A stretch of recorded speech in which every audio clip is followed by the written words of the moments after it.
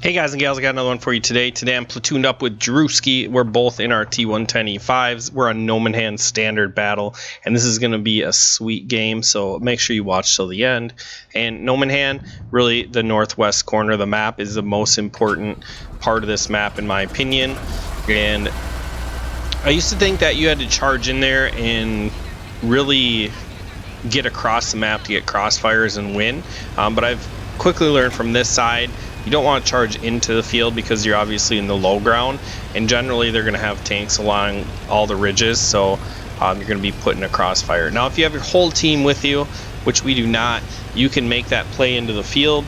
However, like I said, we don't have the whole team with us. In fact, a lot of our team's going down the zero line, which in my opinion is absolutely idiotic. Like, you could definitely just put one tank in E0 and then like 3 in E7, and you can catch them crossing that field in the south when they come out of the city.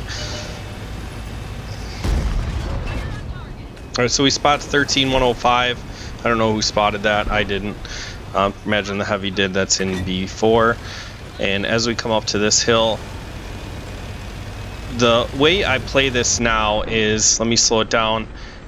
So they're going to have snipers along these two corridors, and if they have anyone down the one line in this green area, then you definitely don't want to drive out into the field. If they don't have anyone there, you could maybe risk it, but if they do, you want to head down the 4 line along the ridge.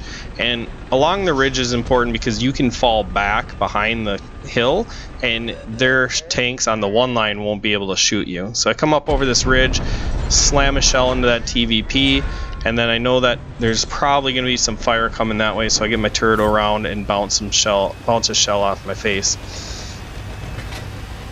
Alright, so we're going to head down the 4 line along the ridge line, and once you go into the field, you're stuck there. So if you commit to the field, then you better hope that you got competent teammates, because you're going to have to dig in and hope that the red team all-ins you as your tanks along the 4 line decimate them crossing the field.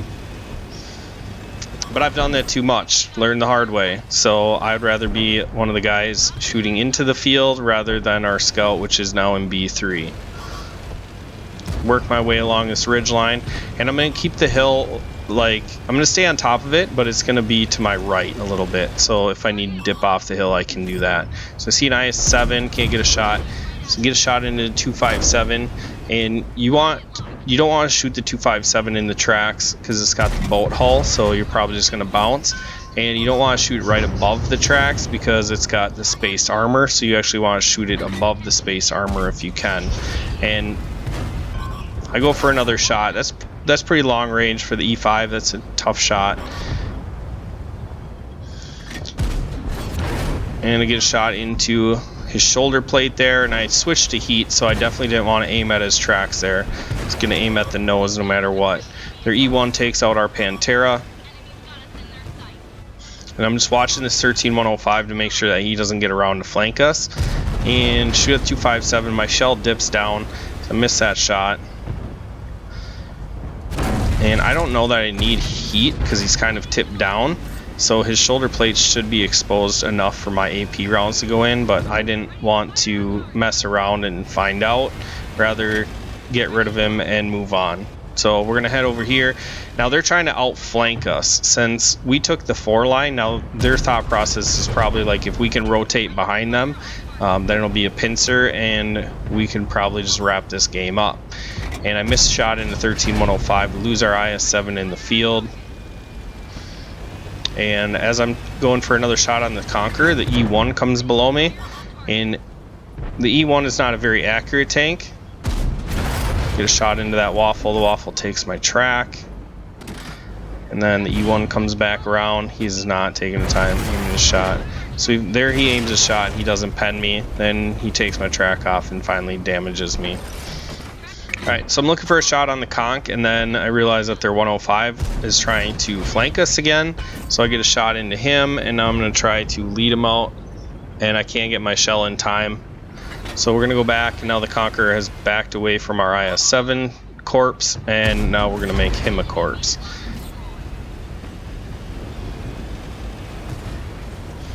The E1 comes back, and I have nobody else to look at, so I'm not afraid to go down there and smash him up a little bit. And then the 13105 pops up. He's trying to get long distance shots on me.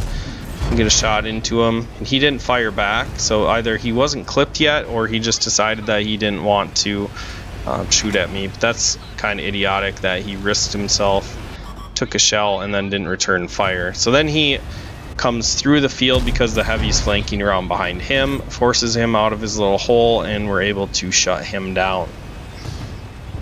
Alright, so we're up to 4,200 damage, 1,900 blocked, 140 assisted, and we're sort of getting surrounded here. Drewski goes down to a Tiger 2. I also lose my T-30. I recognize that the T-30 was all in by the Batchat and the IS-7, so I'm going to try to get shots on the Batchat. My shell dips, and I hit his track, and I'm going to look for, hopefully get another shell in, and unfortunately he is very chill. He doesn't panic. He just hides behind the rock. He's going to disappear, but then I realize that the IS-7 is sitting down there, and I have his side, so I'm going to take his drive wheel off. Get another shot into his drive wheel, and my waffle takes him down. And I'm pretty sure that was the Batchat that bounced off me. I just don't have enough vision to get him spotted. So I back up. Drewski lets me know that the waffle's looking at me, so I'm going to spin around real quick, and just in time to bounce that shell. Now as I come over to engage the waffle, the Centennial's sitting there, and I figure if I turn my head towards the waffle, the Centennial's going to shoot me in the side of the head, and I'm just kind of contemplating taking too much time. Drewski lets me know that the waffle is coming out, but it was already too late, and I realized that since the waffle shot now, I just need to drive towards him, get under his gun line, and then if the Centennial all-ins me, I can take care of the Centennial in the field. My machine pushes on the waffle, and he's able to shut him down. And now I'm trying to close the distance on the Centennial. We do have a medium tank on the 0 line, and I think at this point he should probably fall back and just kind of get maybe back to the base or in a spot where he can set up a crossfire with us through the valley. Unfortunately, he didn't get over the hills fast enough, so he got spotted and destroyed by their T-95. But he did give us crucial information. So the tank destroyers are all on the 890 line, and it's 2 T-95s and a Jaegeru. So I know that they're super slow, and what I want to do is just try to see if I can get shots on their sides or even get them spotted. Just keep them parked while my heavy tanks can kill the Centennial. And I don't know if that Jaegeru just came around the corner or what, but that was scary. Alright, so this is what I'm thinking they're going to do. Centennial has to come around and get under our gun line and spot for the TDs. The TDs are all slow, so they're going to drive straight towards us. We already know that the Batchat went north, so we have that information, and what he should do is really just get behind us and get shots in our sides and our butts, and then if he gets into like E1 and we're still on this ridge, he can shoot at us. Otherwise, if we move south, he can move in behind us or essentially get shots into us as we move through the field. So that's kind of what I'm thinking that their best tactic is. So what do I have to do to counter this? Well, first I'm going to go try to get rid of the Batchat, and sure enough, I'm right. There's the Batchat. You can see he's surprised as hell that I decided to come get him. He slams on his brakes, and now I kind of throw a wrench into his plan. What you want to do in a heavy tank when you're engaging an auto-loading fast tank that's faster than you is, one, close the distance. So I stayed tight to the mountains just in case he came out into the field, and then the second thing is use the terrain to avoid circling, and I'm going to use this rock to make sure that he can't circle around behind me. Now the E5, American tanks in general spin pretty quick. He comes around, he tracks me. I get my track back on. You can see I'm backing up so he won't be able to get around behind me. And my machine was aware enough to realize what I was doing and was just a tick behind me. So we were able to shut the Batchat down, and that really makes me feel a lot more comfortable. Now I take a snapshot on that Centennial, and that was a really poor shot. And now at this point I realize that I'm going to run out of ammunition if I don't manage this game correctly. So now I have to be aware of my ammunition, where I'm taking my shots, and what shells I'm using. And I have 6 HEs loaded, and honestly guys, this tank has never had an issue with running out of ammunition. I've never been in this point in the E5, so a lot of my shells have dipped. It isn't not a very accurate tank, but it also has high DPM, so you can get through shells pretty quick. Alright, so the machine's gonna go up here, and he spots a Jaeger, so he turns around, and I was hoping the Emil would come follow me. I mean, to me, my thought process was the Centennial was just keeping us spotted for the tank destroyers. I was kind of surprised that the Jaeger was already in this position, and he shoots, which now I can get a shot into his lower plate, and my shell dips again, bounces off the bottom of his tank, and now I'm in a precarious position. So what I want to do is just track him and get behind him. I feel like we need to take this Jaeger out, and he's got a kit left, but I get him to shoot early, and now he's going to try to ram me. Gets me down to 700 hit points. One thing you don't want to do is auto lock a Jaeger. If he gets the right angle, you're going to bounce off of him, so make sure when you're circling a Jaeger that you're aiming your shots and getting them into the side of him or into the rear of him, and pay attention to the angles that you're shooting him with. Alright, so I'm down to 7 shells with 6 HEs after that. My their T95 kills my Emil, and then the other one kills my machine, so I'm all by myself. I get a shot into this T95, but it is looking pretty dire.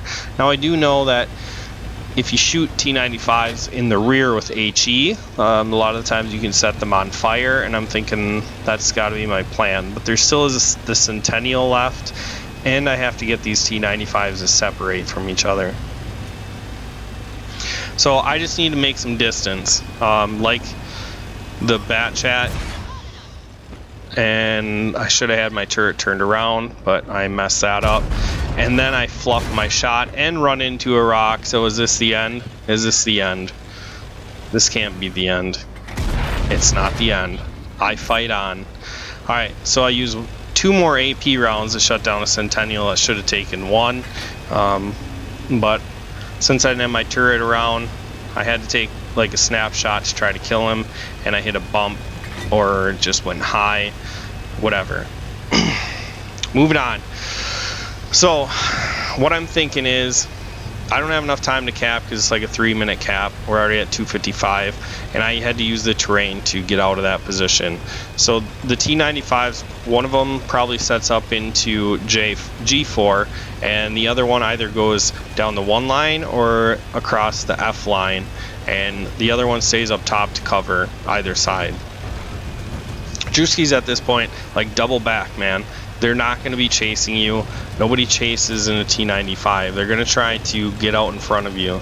And I have this notorious problem of not listening to Drewski, and then usually end up telling him that he was right and I should have listened to him. So I'm like, what the hell?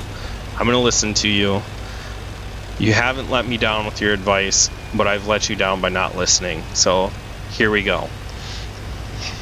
Now if I can catch them in the back, I can essentially HE them, start them on fire.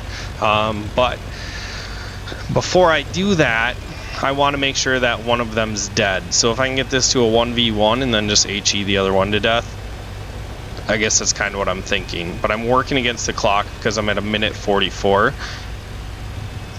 And I haven't spotted them coming out into this field, so I'm thinking one's still going to be in G4, and I'll be able to get up behind him.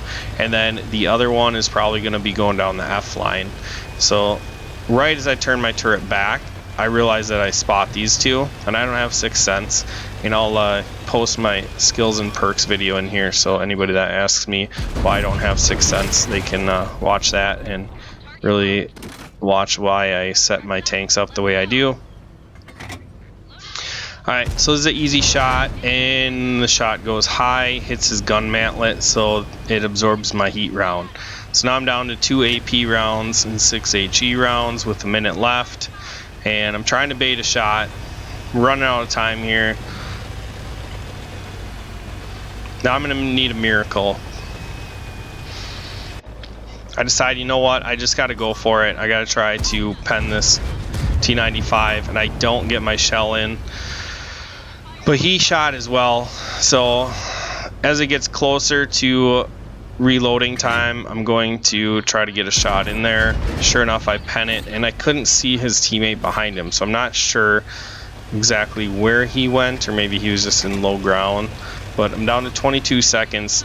Being able to get behind him and HE him to death is probably not going to happen, so you guessed it. It's going to get to a draw, and really I at least wanted to kill one of them to make sure that it was a tie. It goes the tiebreaker, but I counted heavy tanks already, and we had way more heavies than them, so I'm guessing that it's going to be a loss. And sure enough, sadly, after 7,800 damage, 1,000 assisted, it is a defeat. But we got an ace tanker, Devastator medal, Top Gun, high caliber, steel wall, blocking 3,000 damage. Nice result in the E5. Unfortunately, it doesn't come with a win. So if you haven't checked out my IS3 marked battle yet, make sure you check that out. Potentially win some free tanks or premium time. That's really all I got for you guys. Make sure you like, share, subscribe, and I'll catch you in the next video. Oh, and I guess I will plug in, I'll do that drawing on Friday.